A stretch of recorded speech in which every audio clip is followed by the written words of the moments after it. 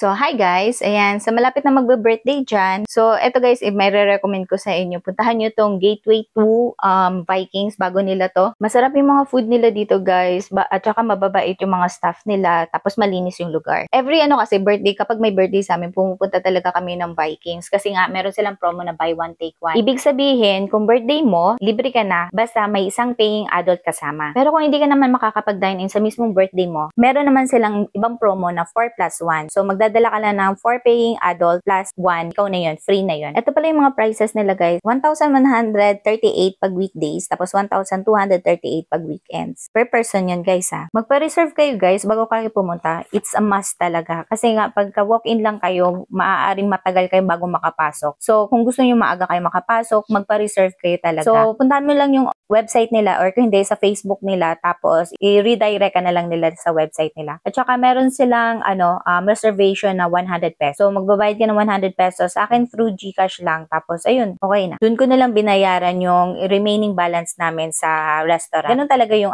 nila. Kailangan mo lang, kasi nagbago na ngayon meron na silang pa-reservation fee na 100 pesos. Tapos i-deduct naman nila doon sa total bill mo. Super sulit talaga to guys kasi unlimited na lahat. Seafood, steak, sushi, dessert, at drinks, pati beer guys ha. At sila lang yung napuntahan namin na may Indian food. Tapos ang pinaka-favorite ko dito yung lamb steak nila. Super juicy, super sarap, at saka ang lambot talaga. And syempre yung sashimi nila, super the best talaga. Ang sarap din ng sashimi nila. Guys, huwag kayo malate guys ha. Kasi nga napakahaba ng pila. At saka example for, kung ang call time nila is 11, dapat 10:13 nandun na kayo. Humingi na kayo ng number. Tapos balikan nyo na lang. Kasi nga mahaba talaga ang pila. Ang daming mga tao doon. Yun lang guys. Thank you for watching. Follow for more.